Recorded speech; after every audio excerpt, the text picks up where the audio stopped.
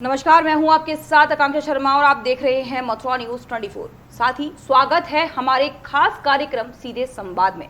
तो आज हम इस सीधे संवाद में चर्चा करेंगे धर्मेंद्र गिरी उर्फ धर्मेंद्र गोस्वामी एवं धर्मेशानंद गिरी और डी.के. सर के बारे में। आपको याद होगा कि आज से लगभग 4 हफ्ते पहले हमारे चैनल पर धर्मेशानंद गिरी के काले कारनामों का पर्दाफाश किया गया था, जिसके बाद एक तथाकथित व मीडिया संस्थान एवं तथाकथित पत्रकार द्वारा स्वयं भू महंत धर्मेंद्र गिरी द्वारा अपने प्रभाव का इस्तेमाल करते हुए एक चैनल पर अपनी छवि को सुधारने के लिए अथवा हमारे चैनल के रिपोर्टर बलराम शर्मा पर आरोप लगाने के लिए एक खबर टेलीकास्ट की गई। कुछ अति उत्साही मीडिया संस्थान भी बिना किसी जांच पड़ताल के ऐसी खबरों को छापते व चलाते हैं। अधिकतर इनकी खबरों में आंशिक जानकारी या प्रत्यक्ष मृगमारीच का ही खबरों का सार होती है, लेकिन एक निष्पक्ष पत्रकारिता संस्थान का ये दायित्व बनता है कि धर्म पर आधारित या इससे जुड़ी किसी भी खबर को चलाने से पहले उसकी सत्यता परख ली जाए, जिसमें स्वयं भू बने महंत धर्मेंद्र गिरी द्वारा हमारे रिपोर्टर पर 2.5 लाख रुपए मांगने का आरोप लगाया। और मेरे पीछे ये मीडिया के द्वारा जो साजिश कराई गई है, ये जो मीडिया तथाकथित मीडिया है जिसने मुझे दुष्प्रचार किया है मेरा, उसने स्वयं मेरे को फोन किया और उसने मुझसे 2.5 लाख की डिमांड की। और मैंने कहा भाई 2.5 लाख क्या अमाउंट नहीं होता क्या, मैं कहाँ से लेके आऊँगा, मैं एक मंदिर का सेवक हूँ, साधना में करता हूँ, मेरे पास कहाँ से इतना पैसा आया। उसने कहा ठीक है, अब पहले तो मैंने तुम्हारी अच्छाई दिखाई थी और कहा कि मैंने पहले जो तुम्हारी अच्छाई जो तुम्हारा इंटरव्यू लिया था वो सिर्फ इसलिए लिया था कि मैं तुमको अच्छे से बदनाम कर पाऊँ, तभी तुम मुझको पैसा दे पाओगे, और वो इंटरव्यू निराधार साजिशन था। इसी के साथ ही अभी तक आप सभी तक हमने अपनी खबर के माध्यम से सारी चीजें प्रेषित कर रखी हैं, लेकिन आज जिसके द्वारा इन सारी चीजों का भंडाफोड़ हुआ वह हमारे साथ स्टूडियो में मौजूद है। बलराम जी, बहुत बहुत स्वागत है आपका। मेरा पहला क्वेश्चन आपके साथ में ये है कि यह शुरुआत कैसे हुई, जो पहला इंटरव्यू था आपका, कैसे की थी आपने शुरुआत, कहाँ से आपने इसको प्रारंभ किया? जी, पहले तो मैं मथुरा न्यूज़ 24 का बहुत बहुत धन्यवाद करता हूं कि आज उनके द्वारा मुझे यह साक्षात्कार का मौका मिला और हमारे खास कार्यक्रम सीधे संवाद में आज मुझे बैठाया गया है। आज मैं उस कैटेगरी में बैठा हूं या उस कैटेगरी में बैठा हूं जहां पर के क्वेश्चनों का आंसर दिया जाता है। मैं पहले तो बहुत धन्यवाद करता हूँ, इसी के साथ अपने दर्शकों का भी धन्यवाद करता हूँ जो लगातार हम लोगों से जुड़े रहते हैं और हम लोगों को देखते रहते हैं। बताना चाहूँगा कि सबसे पहले यह जो प्रकरण पूरा शुरू हुआ, जो पहली खबर मेरे द्वारा महाराज जी की लगाई गई थी, जो ये अपने आप को संत कहते हैं कि मैं संत बन गया हूँ, स्वयंभू महामहंत हूँ, हमारी दर पीढ़ी चली आ रही है महंताई में, तो जो भी है इनका मैं लेकिन उनको स्वयंभू महंत ही कहूँगा। तो उनके द्वारा एक जो जूना अखाड़े के राष्ट्रीय प्रवक्ता हैं नारायण गिरी जी, उनके द्वारा जब वो वृंदावन आए थे कुंभ मेले का भ्रमण करने के लिए, तो उस वक्त ये कुंभ मेले में घूमने गए थे। वहाँ पर मुझे इनसे जानकारी मिली कि ये धर्मेंद्र गिरी ये हैं। मैंने इनको पहली बार देखा था, लेकिन उससे पहले मेरे पास में गाजियाबाद से एक पेपर की कटिंग मेरे पास में आई थी, जिसमें लिखा हुआ था कि जल्द ही वृंदावन में धर्मेंद्र गिरी को पीठाधीश्वर बनाया जा रहा है, और साथ में जिसको जहां कुंभ मेला जो अभी लग रहा है हरिद्वार में या वृंदावन के कुंभ समाप्त होने के बाद में हरिद्वार कुंभ जो गया है, इस कुंभ मेले में उनको पीठाधीश्वर की उपाधि वृंदावन में दी जा रही थी। साथ में वह एक अग्नि लेकर के आ रहे थे, त्रियोगी नारायण एक मंदिर है, वहां से वह अग्नि लेकर के आ रहे थे, जिस अग्नि को वृंदावन में प्रज्वलित रखा जाता था, उसका एक पूरा हवन कुंड उनके द्वारा बनाया गया था। तो जब वह यहाँ अग्नि लेकर के मुझे ये सूचना मिली तो मैंने कहा वृंदावन में एक बहुत अच्छी चीज़ आ रही है। हम लोगों का यह मोटिव रहता है कि आप लोगों तक, अपनी जनता तक, अपने दर्शकों तक उन सारी चीज़ों को पहुँचाएं जो वृंदावन में कुछ नया होने जा रहा है। हमारे वृंदावन में वैसे भी कोई ब्रह्मा जी का मंदिर जैसा कुछ नहीं है। एक ब्रह्मकुंड हमारे वृंदावन में है, एक अगर चौमुहा चले जाएँ तो चौमुहा वन कहा जाता है, चौमा वन जो कहा जाता है, वो एक वहाँ पर मौजूद है ब्रह्मा जी का मंदिर। बाकी का ब्रह्मा जी का कोई अस्तित्व तो हमारे ब्रज में नहीं है, और ब्रज में कहाँ, देश में ही नहीं है, केवल पुष्कर में ब्रह्मा जी का मंदिर है, बाकी कहीं और अन्यथा नहीं है। तो मुझे जब ऐसा कुछ पता चला तो मैंने कहा स्वयं ब्रह्मा जी यहाँ वृंदावन आ रहे हैं तो इस खबर को तो हाईलाइट लेना चाहिए। तो मैं वृंदावन कुंभ मेले में इस तरीके से मैं बता रहा था, तो मैं कुंभ मेले में जब गया था तो मेरी फर्स्ट मुलाकात धर्मेंद्र गिरी से वहीं पर हुई थी। तो मैंने फिर उनसे पूछा, तो वहाँ पर जो एक राजू द्विवेदी हमारे वृंदावन में है, भारतीय जनता पार्टी के कार्यकर्ता हैं और साथ में समाज सेवा में भी लगे रहते हैं। उन राजू द्विवेदी से मेरी मुलाकात हुई। मैंने राजू द्विवेदी जी से पूछा, मैंने कहा यह जगह कहाँ पर है, ये लोटस गार्डन करके ये जगह कहाँ पर है, क्योंकि मैंने फिर छानबीन करी तो मुझे पता चला कि लोटस गार्डन में वो अग्नि कहीं आ रही है। तो मैंने कहा वो लोटस गार्डन कहाँ पर है और कौन है वो महंत जिनके द्वारा ये अग्नि लाई जा रही है, जो पीठाधीश्वर बनने जा रहे हैं। बिल्कुल, ये वृंदावन के लिए एक अलग अनोखी चीज है, अनोखी चीज थी, कोई एक चीज त्रियोगी नारायण से यहाँ पर आ रही है। जी बिल्कुल अनोखी चीज थी। तो मैंने कहा कि पूछना चाहिए। तो मैंने जब राजू द्विवेदी जी से कंफर्म किया तो उन्होंने मुझे बताया कि यह धर्मेंद्र गिरी हैं। उन्होंने मेरी मुलाकात उनसे कराई कि यह धर्मेंद्र गिरी हैं और इनका ही है लोटस गार्डन। यह प्रॉपर्टी डीलर का काम करते हैं, वहाँ पर यह पूरा कॉलोनी इन्होंने बसाई है। तो मैंने फिर ठीक है, मैंने मुझे ऐसे ऐसे एक इंटरव्यू करना है जिसमें कि कहाँ से ये अग्नि लेकर के आ रहे हैं, कैसे ये पीठाधीश्वर बने, उसके बारे में चर्चा करनी है, और ये अग्नि क्या है, किस तरीके से वृंदावन आ रही है, मुझे उसके बारे में चर्चा करनी है। तो राजू द्विवेदी जी द्वारा ही मुझे नंबर प्राप्त हुआ था इनका, जो धर्मेंद्र गिरी हैं, जो इनका नंबर मुझे उनके द्वारा प्राप्त हुआ था। साथ में फिर मैंने राजू द्विवेदी जी ने ही मुझसे इनका कांटेक्ट किया था। मैंने 1-2 कॉल भी की थी, 2-3 दिन का अंतराल मुझे इस पूरे प्रकरण में लगा था। तो 2-3 दिन मैंने इनको कॉल की थी, तो उन्होंने मेरी कॉल पिक नहीं की। हो सकता है नंबर सेव नहीं हो, बहुत से लोग नहीं उठा पाते हैं विदाउट नंबर। तो नंबर सेव नहीं था, तो इसलिए उन्होंने मेरी कॉल उठाई नहीं। फिर इसके बाद में मैंने राजू द्विवेदी जी को कॉल किया। मैंने कहा वो मेरी कॉल नहीं उठा रहे हैं, आप उनसे कहिए कि मेरी कॉल उठाएं वो। तो फिर उन्होंने मुझे कॉल करके दोबारा बताया कि फ़ोन कर लो बलराम, वो तुमसे बात कर लेंगे। मैं ठीक है। तो मैंने उनसे बात की। बात करने के बाद में मैं उनके लोटस गार्डन गया। लोटस गार्डन जाने के बाद में बहुत अच्छी तरीके से हम लोगों की बात हुई। ऑन कैमरा था, जो सब कुछ था, सब लोगों ने देखा था, वो ऑन कैमरा था। उससे पहले भी हम लोगों की चर्चाएं कुछ ऑफ कैमरा भी होती हैं, क्योंकि जब हम लोग कई पैनल में बैठते हैं तो हम एक दूसरे को जानते हैं। जैसे आपने मुझे पूछा कि बलराम जी आप कहाँ से हैं, मैंने कहा मैं वृंदावन से रिपोर्टर हूँ, आपको बताया मैंने। ऐसे ही मैं भी जब कहीं टॉक करने जाता हूँ या कहीं डिबेट करने जाता हूँ तो मैं खुद पूछता हूँ कि कौन है आप, कहाँ से हैं, क्या नाम है आपका पूरा, क्योंकि आधा नाम मुझे पता था धर्मेंद्र, अब आगे का नहीं पता था कि कौन है वो, गिरी हैं, पुरी हैं, भारती हैं, कौन है वो पता नहीं था मुझे। तो मैंने उनसे पूछा, मैंने कहा आप कौन है, तो उन्होंने मुझे बताया मेरा नाम वैसे तो धर्मेंद्र गिरी था, लेकिन अब मैंने चेंज करके धर्मेशानंद गिरी रख लिया है, महाराज धर्मेशानंद गिरी महाराज रख लिया है। आपको उन्होंने अपना नाम बताया? जिसके बाद मैंने अपने इंट्रो में बोला भी है, उन्हीं के सामने उनके समक्ष मैंने बोला है कि मैं धर्मेशानंद गिरी हमारे साथ इस वक्त मौजूद है। आपत्ति उनको थी, उन्होंने ही बताया मुझे नाम, तो मैंने उनके द्वारा ही यह नाम बोला। तो बात हुई। इसके बाद में हमारी पूरी चर्चा वहाँ उस पैनल की हुई। उस चर्चा के होने के बाद में मतलब उसमें सारी चीज़ें इंक्लूड थी, कैसे वो वृंदावन आए, कैसे वो यहाँ से गए। उन्होंने बताया कि मैं वृंदावन आया, मैं केवल एक मकसद था मेरा कि वृंदावन आऊँ और बसूँ, आराम से रहूँ, लेकिन कुछ दिनों पहले ही मुझे ये मन में आया है कि मैं महंत बनूँ, संत बनूँ। तो ऐसे करके उन्होंने पूरा यह प्रकरण अपना बताया कि मैं वृंदावन कैसे आया, कैसे क्या हुआ। तो पहली मुलाकात मेरी वहाँ से थी और पहली वीडियो ये थी। जी बलराम जी, मेरा दूसरा क्वेश्चन आपके साथ में है कि जो आपने खुलासा किया किस बुनियाद पर किया और ऐसा आपको क्या मिला जो आपने छानबीन शुरू की? जी बिल्कुल, मैं बताना चाहूँगा आकांक्षा, बहुत अच्छा क्वेश्चन आपके द्वारा किया गया है ये। मैं जब वहाँ गया था तो मैंने वो सारी खबर चलाई। वो खबर टेलीकास्ट होने के बाद में महाराज जी ने शेयर की, हम सब लोगों ने शेयर की, तो इसलिए फेसबुक पर वो वीडियो बहुत ज़्यादा अच्छी तरीके से वायरल हुई। तो बहुत सारे लोगों ने देखा।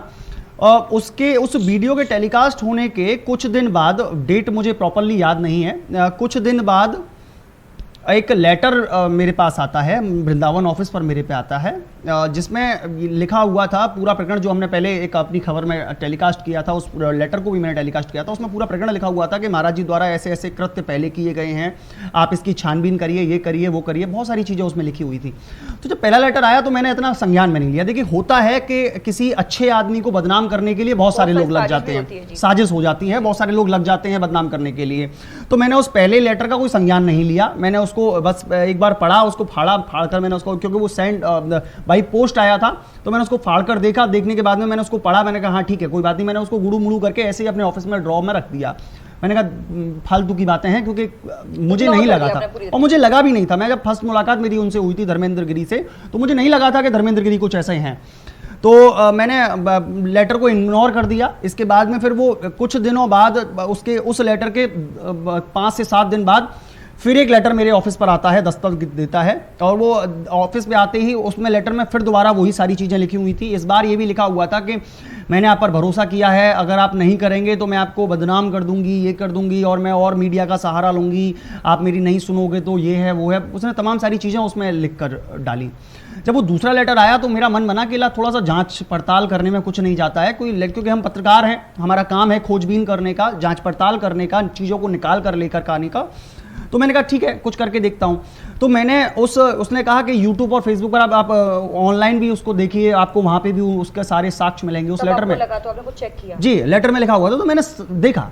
तो मैंने उस डेट को डालकर जब गूगल पर सर्च किया, यूट्यूब पर सर्च किया, तो मुझे उससे जुड़े हुए तत्व निकल करके आए कि वाकई में उस डेट पर एक पूरा सेक्स रैकेट उस समय पकड़ा गया था, लेकिन नाम मुझे प्रॉपरली क्लियर नहीं हुआ। कुछ एक दो अखबार और कटिंग ऐसी मिली मुझे जिसमें साफ तौर पर नाम लिखा हुआ था, धर्मेंद्र लिखा हुआ था, पिताजी का नाम लिखा हुआ था, पूरा नाम उसमें लिखा हुआ था। तो मुझे फिर कंफर्म हुआ, क्योंकि 21 लोग उस पूरे प्रकरण में पकड़े गए थे। तो 21 में बहुत सारे अखबार वालों ने नाम नहीं छापे थे, बहुत सारों ने नाम नहीं बोले थे चैनलों वालों ने, तो केवल नॉर्मल रूप में एक गोल गोल कर दिया। हम भी कभी कभार ऐसे जब खबर दिखाते हैं तो हम भी बहुत सारे नामों को क्वांटिटी बता देते हैं कि 21 लोग पकड़े गए हैं, इसमें 9 लड़कियां हैं और 8 ऐसे हैं वैसे हैं, मतलब ऐसे करके हम बता देते हैं। तो ऐसे ही और चैनल कर रहे थे, लेकिन कुछ चैनलों ने उसका बाई नेम लगाया था कि बाई नेम धर्मेंद्र लिखा हुआ है उस पर। तो फिर जब उसका नाम मुझे वहाँ से मिला तो फिर मैंने मेरी जिज्ञासा बढ़ी, मैंने कहा यार सच कह रही है ये लड़की, इसका मतलब। तो मैंने फिर उसकी जांच पड़ताल करना स्टार्ट किया। तो मैं पहले विजिट में देहरादून गया। मैंने देहरादून जाकर वहाँ के पहले तो नहीं गया था, मतलब एक बार मैं डायरेक्टली नहीं गया था। पहले मैंने वहाँ के जो मेरे परिचित हैं देहरादून के, उन लोगों से जांच पड़ताल करना स्टार्ट किया। मैंने कहा यार डिफेंस कॉलोनी में ऐसे ऐसे एक सेक्स रैकेट पकड़ा गया था, क्या आप पूछ के आएंगे वहाँ कुछ है या नहीं है? तो वहाँ से मेरे एक मिलने वाले हैं, वो वहाँ गए, उन्होंने पूछा तो वाकई में वहाँ सच निकला कि 2013 में ऐसा एक मामला हुआ था और वहाँ सेक्स रैकेट पकड़ा गया था, वो बेहद मात्रा में पकड़ा गया था। तो फिर मेरा दिमाग चला, तो मैंने कहा मुझे ही खुद जाना पड़ेगा। तो फिर मैं गया, जा करके मैं वहाँ पे सारी चीज़ें पूछ करके आया, जांच पड़ताल कर करके आया। तो नेहरू नगर छानबीन करने के बाद में फिर मैं और जगह भी छानबीन मैंने करना स्टार्ट किया, लोगों से वहाँ चर्चा मैंने करना स्टार्ट किया कि क्या वाकई में यहाँ पे एक सेक्स रैकेट पकड़ा गया था, क्या प्रकरण था, किस तरीके से वहाँ लोग जाते थे, कैसे वहाँ कार्य चलता था, वो सारी चीज़ों की छानबीन मैंने वहाँ जाकर की। उसके बाद में फिर मैंने जब मैं वहाँ गया था तो मैंने सोचा कि कोई पुख्ता सबूत अपने हाथ में लेकर के चलूँ, क्योंकि लोग हैं, लोगों का काम है आरोप लगाना, तो कोई कुछ ये ना कहे कि वैसे ही मनगढ़ंत कहानी बना करके प्रेषित की जा रही है। तो मैंने वहाँ का एक नेहरू नगर का थाना पड़ता है जिसमें जिसका ये प्रकरण था, पूरा जो खुलासा जो किया था वो नेहरू नगर थाने में, जी नेहरू नगर थाने के इलाके में ही हुआ था। डिफेंस कॉलोनी जो है वो नेहरू नगर थाने में आती है। तो नेहरू नगर थाने में मैंने एक RTI डाली, मेरी RTI का मुझे जवाब मिला। जवाब मिलने के बाद में RTI का जवाब हालांकि मुझे बाद में मिला, लेकिन वहाँ पुलिसकर्मियों से मेरी चर्चा हो गई थी, क्योंकि हम एक पत्रकार हैं तो चीज़ों को निकालना बहुत अच्छी तरीके से आता है। तो मैंने वहाँ एक पुलिसकर्मियों से पूछताछ कर सारी चीज़ें निकाली। तो मैंने वहाँ GD भी देखी, GD में भी मुझे मतलब जो मुझे जांच पड़ताल मिली, GD में भी मुझे उनका नाम वहाँ प्राप्त हुआ। तो उसके बाद में फिर मैंने और लोगों से पूछा, तो मैं धीरे धीरे करके कोर्ट तक पहुँचा। कोर्ट पर जाकर मैंने जांच पड़ताल की तो बताया कि मामला अभी चल रहा है कोर्ट में, न्याय में, अभी न्याय के लिए है, वहाँ पर अभी प्रेषित है न्यायालय में।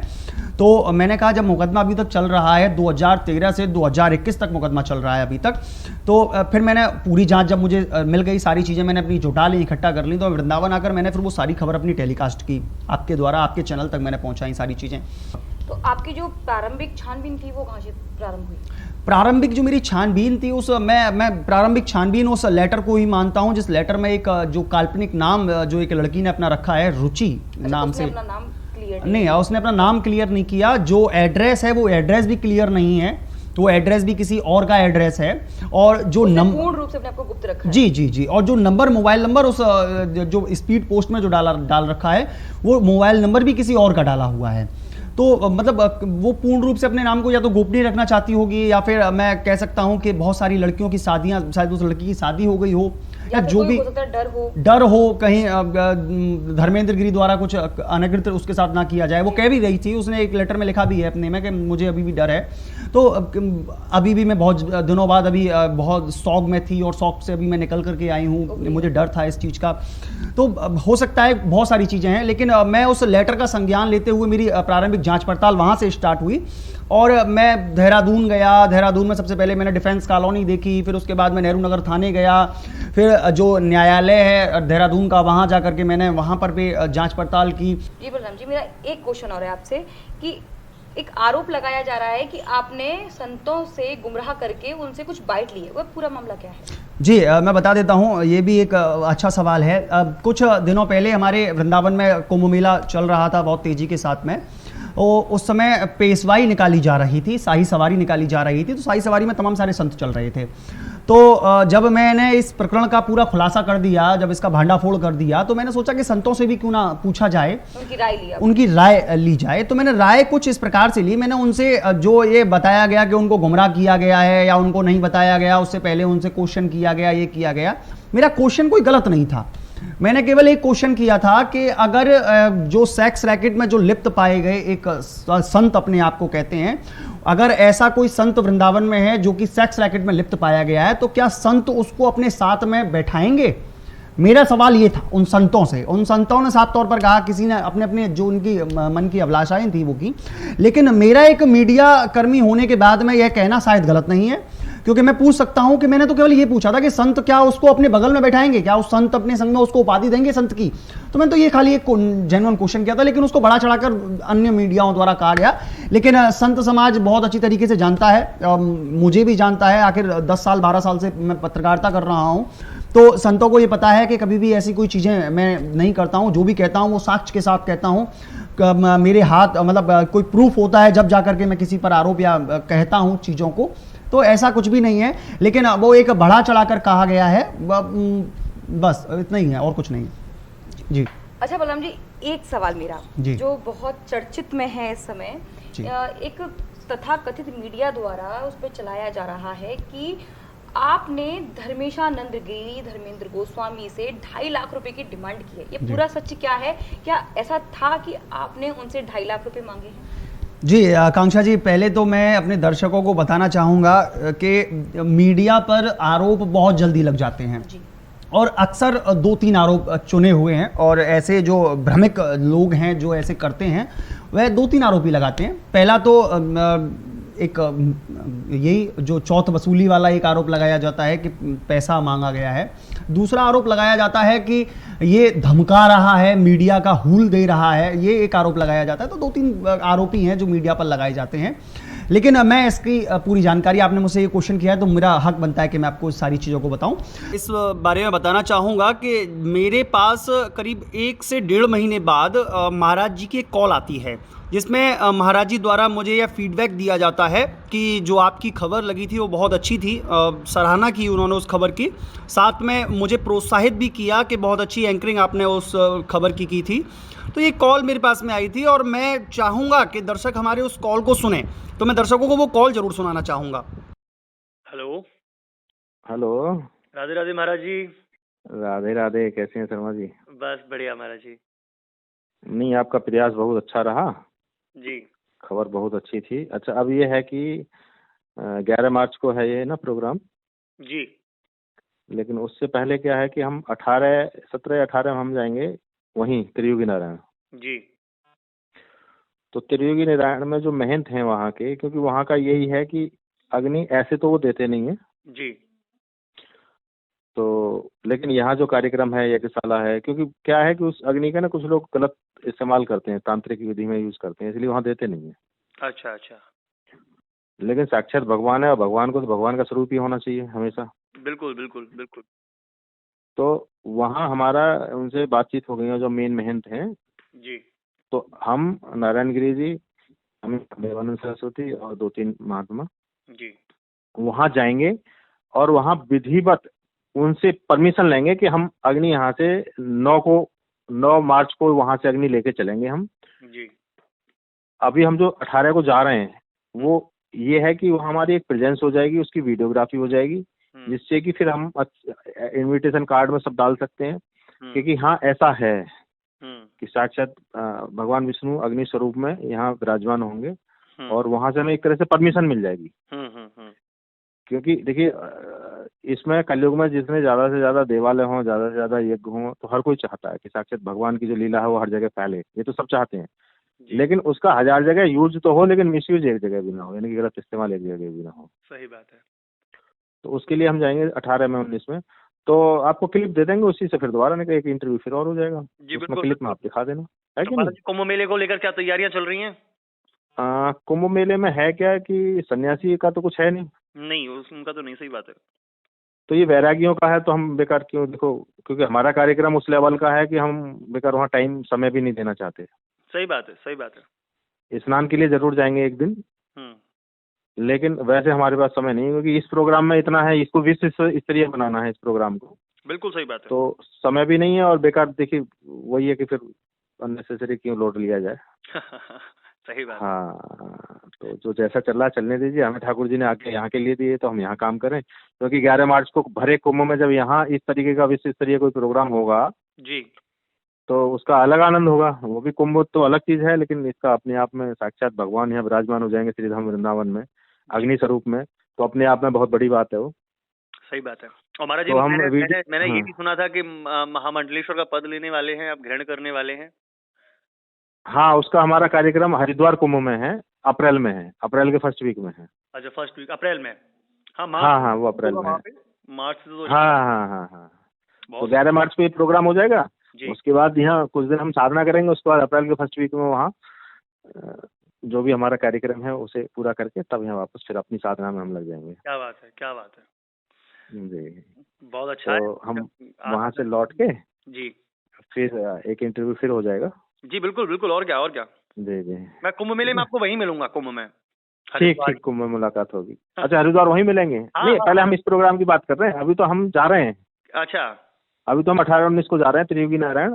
जी जी जी।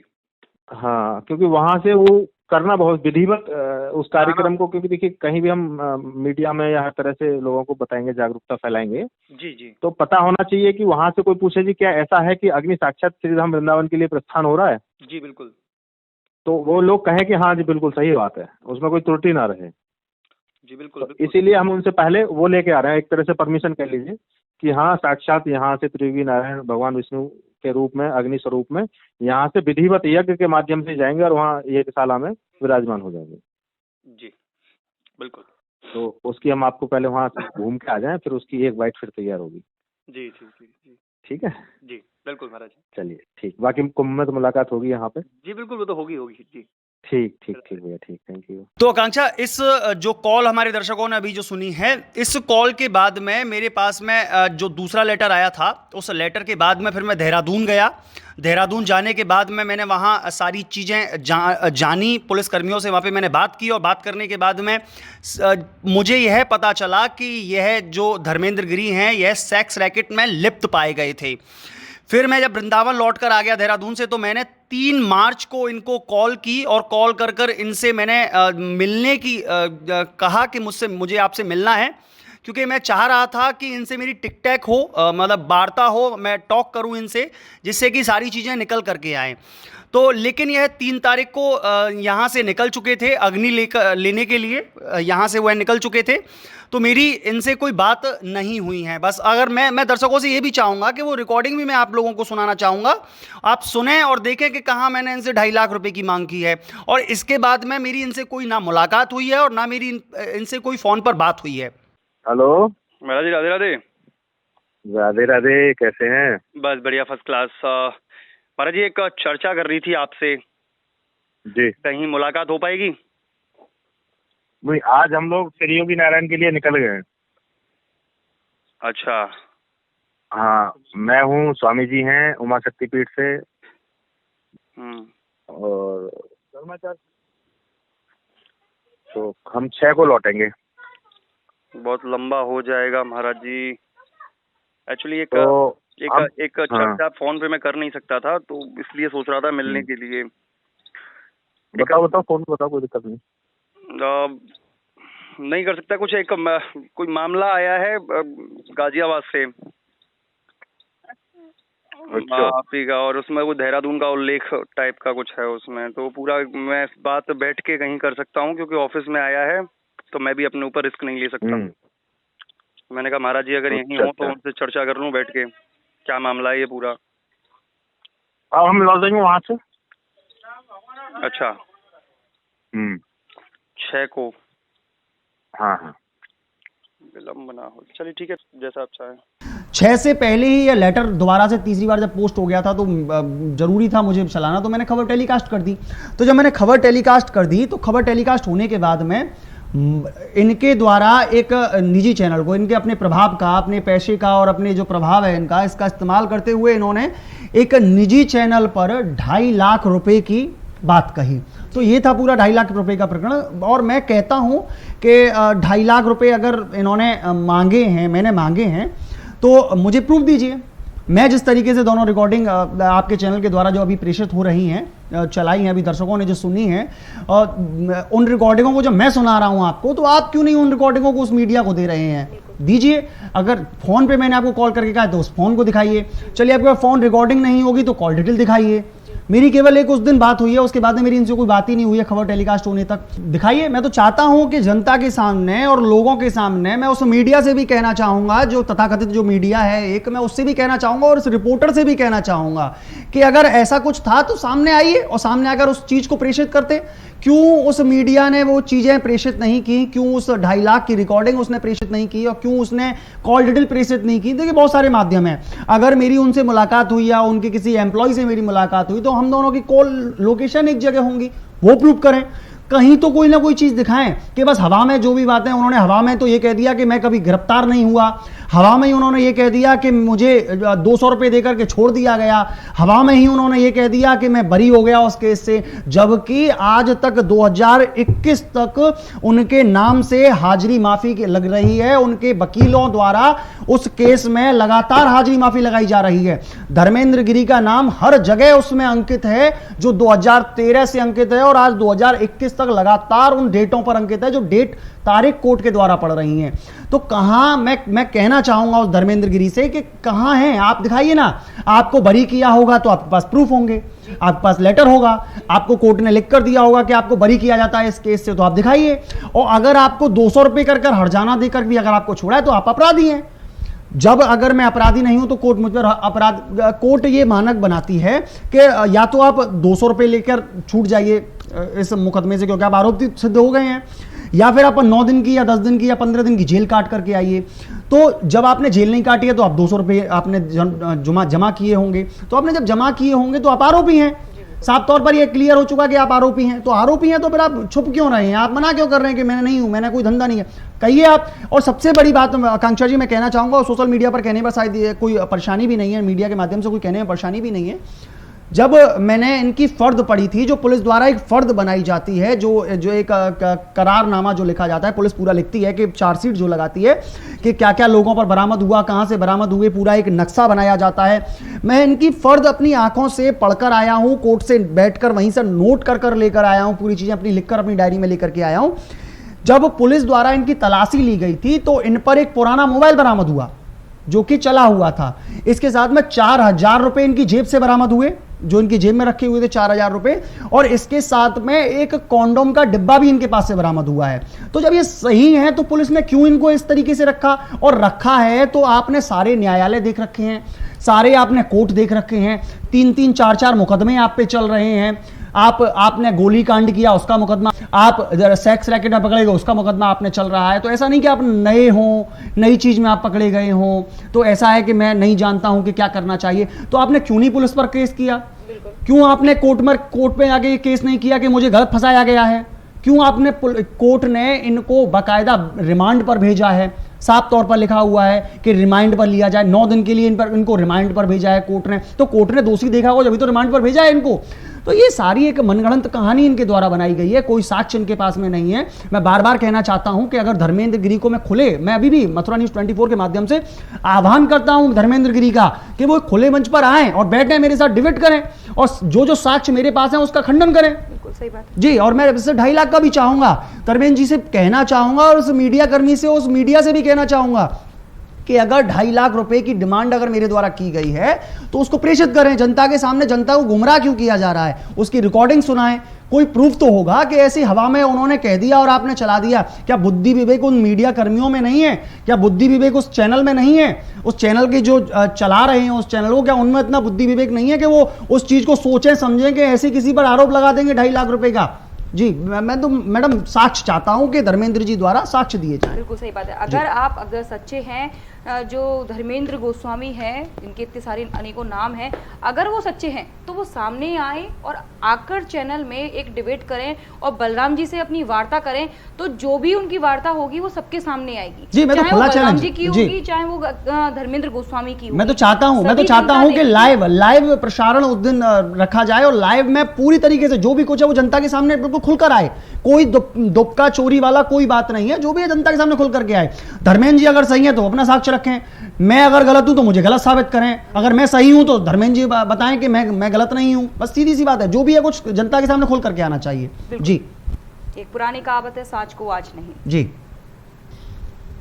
जी बलराम जी, मेरा एक और क्वेश्चन है आपके साथ में। जिस तरह से महाराज जी द्वारा, धर्मेंद्र गोस्वामी द्वारा आपके ऊपर आरोप लगाया गया है 2.5 लाख रुपए की डिमांड का, कि आपने 2.5 लाख रुपए की डिमांड की है उनसे, तो आपने इसके ऊपर कोई कार्रवाई की, कोई खंडन किया इसका? जी कांक्षा जी, बिल्कुल। क्योंकि मैं वैसे ये नहीं समझता कि मैं अपनी मीडिया के माध्यम से, तो मैंने खंडन इस चीज़ का नहीं किया और मैं चाहता भी नहीं था कि मीडिया के माध्यम से करूं, क्योंकि एक छोटी सोच वाली बात आ जाएगी।